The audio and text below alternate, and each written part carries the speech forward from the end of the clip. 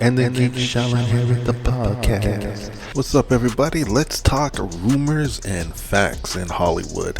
There's talk earlier this week that Jim Carrey was in talks to play the new Freddy Krueger. Now, I don't even know who has the rights right now to the Nightmare on Elm Street franchise, so I don't know how real that is. But I do know that Jason Blum has been fighting to get the rights to Nightmare on Elm Street. He said this is his dream project. So I'm wondering if some progress has been made in that field. I mean, made with that, and that's why he's like the rumor talks are going out. If you think about it, he would be the perfect actor to play Freddy Krueger. One, I find when comedians take a dark turn in terms of acting, all comedians have a dark side, which makes them so funny. And I think Jim Carrey knows how to tap into his, as we saw in The Cable Guy, which I think was kind of underrated when it came out because people thought it was supposed to be a comedy. The studios were marketing it as a comedy, but when you actually went to see the movie, it was a pretty dark movie. So he already has the horror chops in him. And another thing about Jim Carrey is the way he's able to manipulate his face muscles. He would be terrifying enough with prosthetics. I mean, I used to have nightmares of him as the Mask, and he's able to contort his face in so many creepy ways that even with Freddy Krueger prosthetics, I think that would take the look to a whole different level in terms of fright. I think all you need is a new take on Freddy Krueger, but not forgetting the essence, how to balance the terror and the humor, which was the biggest problem I found with the last remake of Nightmare on Elm Street. So we'll see if Jim Carrey actually has been in talks to do this. So what do you guys think? Do you think he would make a good Freddy Krueger?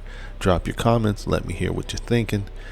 Now, the other rumor going around is a little bit more interesting and has a little bit more weight to it. So yesterday, some photos came out from the Vogue Hollywood fashion show where one of the designs was for Wakanda, and you had Angela Bassett coming out as Queen Ramona, and then you had Danai Gurira, she came back, and you had Tiana Taylor, and one other actor was present amongst the cast of Black Panther, Damson Idris. Now think about this. It could be just, some people could just speculate that, hey, he was just part of this thing, but think about this. There's no way Marvel would have had to have given the green light for Vogue to even do that, right?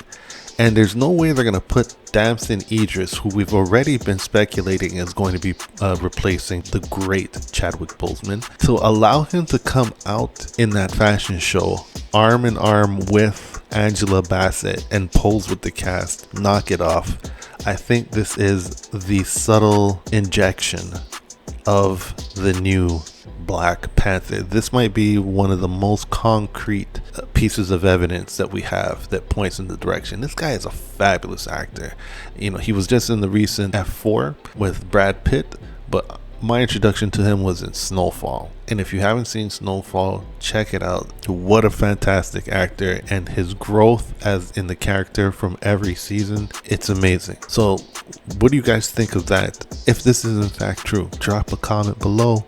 Let me know your thoughts. And last, and this is some pure facts that I'm about to hit you with, and it's about George R.R. Martin. About 2 years ago, he filed a lawsuit against ChatGPT because someone loaded up the Game of Thrones book and asked ChatGPT to create a sequel, because this must have been a very impatient reader and a fan of the series who's been waiting for The Winds of Winter, the last book that he's been working on for the last 14 years. He said many times that he's just not able to finish it because he's so busy working on all of the shows, even movies that are outside of the Game of Thrones world, but he is involved in every single spin-off and down to a damn musical of Game of Thrones. So someone took it upon themselves to create their own sequel, and he was not going for it, and he filed a lawsuit. People didn't know if this was actually going to go anywhere. You know, we've already had the controversial writer strike that addressed AI heavily, you know, not getting paid because of AI. And recently, a federal judge has allowed the case to go forward. Now, whether or not he's going to win, that's another thing.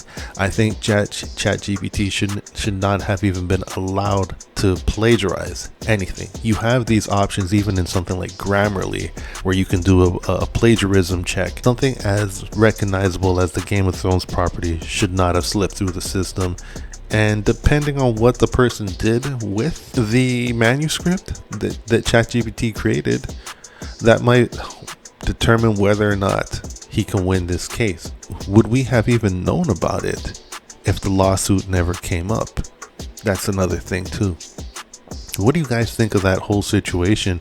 Drop a comment below, let me know your thoughts, and if you haven't already, please hit that like and subscribe button. Peace.